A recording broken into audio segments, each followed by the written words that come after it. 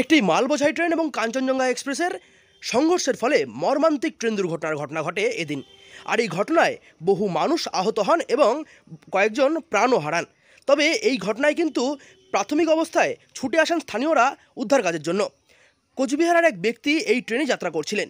তিনি এদিন বাড়িতে ফেরার পর তার প্রত্যক্ষ অভিজ্ঞতা জানালেন আমাদের চ্যানেলকে। আমি যথারীতি কাঞ্চনজঙ্ঘা যে এক্সপ্রেস আছে সেই কাঞ্চনজঙ্ঘা এক্সপ্রেসে আমি মাসে দুবার করে রায়গঞ্জ যাই। এখান থেকে ডালখোলা যাই, ডালখোলা থেকে নেমে আমি রায়গঞ্জে চলে বাসে, কারণ আমি যে কোম্পানিতে জব করি সেই কোম্পানির কাজের সোর্সে আমাকে রায়গঞ্জে মার্কেটে যেতে হয়। তো এটা আমার মাসে দুবার তিনবার করে আমার যেতে হয়। তো আজকে সেই বক্তব্য নিয়ে আমি 4টের দিকে বাড়ি থেকে বেরিয়ে গেছিলাম। মানে কোচবিহার থেকে আমি 4:35 ট্রেন, সেটা আজকে 50 মিনিটের মতো লেট ছিল। 5:10-15 এরকম টাইমে ট্রেনটা ছাড়ে। এনজিবিতে গিয়ে যথারীতি ঠিক ছিল। এনজিবি পার করার পরে নিউ রাঙ্গাপানি বলে একটা স্টেশন আছে, সেই স্টেশনটা পার করার পরে মোটামুটি কিলোমিটার 2-2.5 এরকম কিছু হবে, একটা আইডিয়া বলছি। ওই জায়গায় গিয়ে ট্রেনটা দাঁড়িয়ে পড়ে, কারণ সে সামনে হয়তো সিগন্যাল পায়নি, সে দাঁড়িয়ে পড়ে। তো আমরা যথারীতি প্যাসেঞ্জার যেরকম বসেছিলাম, ট্রেন দাঁড়িয়ে থাকে এরকম বসেছিলাম, সবাই মোবাইল টোবাইল দেখছিলাম। তো কিছুক্ষণের মধ্যে জাস্ট 2-4 মিনিট 5 মিনিটের মধ্যে একটা বড় সড়ো ধাক্কা লাগে ট্রেনের মধ্যে। মনে হলো যে হয় ভূমিকম্প হলো বা ট্রেনটা খুব জোরে হঠাৎ করে চালিয়ে দিল।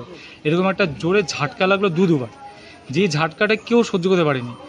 যেমন একটা কামরার মধ্যে দুই পাশে 3জন করে বসে, আবার এক পাশে 2জন বসে। তো দুপাশে যেই পাশে 3জন ছিল, একজন আরেকজনের গায়ের মধ্যে গিয়ে পড়ে যাচ্ছে। এই করে এক বাচ্চাও ব্যথা পায়, সে পড়ে গিয়ে মাথায় চোট পায়। কারণ তার মা একজন ছোট বাচ্চা, তার মা সে বাচ্চাটাকে ধরতে গিয়ে তার মাও ব্যথা পায়। সেটা আমাদের ওই কামরার মধ্যেই ঘটনাটা ঘটে।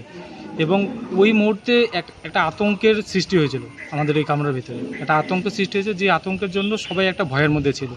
এবং সবাই যে যার নিজস্ব লাগেজ নিয়ে কোনো মতো করে ট্রেন থেকে বেরোতে পারবে, যে এই বগিটা মনে হয় উল্টে যাবে, ওই ভয়ের মধ্যে ছিলাম আমরা।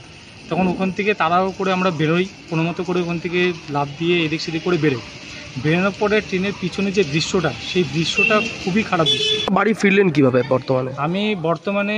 আমি আমার দিকটা ঠিক চিন্তা বলতে না, সবাই ওখান থেকে বেরোচ্ছিলাম, কারণ সবাইকেই বেরোতে হবে। এবার যেই জায়গাটা আমরা যাবো বলে ভাবছিলাম, ওই জায়গায় যেতে পারিনি, রিটার্ন আমাদেরকে ঘরেই আসতে হবে। এখন ওখান থেকে বেরোবো কীভাবে? তো সেই গ্রামের লোকে জিজ্ঞেস করলাম যে এখান থেকে হাই রোডটা কতদূর।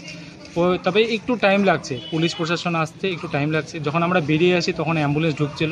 ততক্ষণে গ্রামের লোক ওখান থেকে মোটামুটি 3-4 জনকে বের করেছে। কেবল সেই যে 3-4 জনকে বের করেছে তাদের অবস্থা সেটা দেখার মতন না।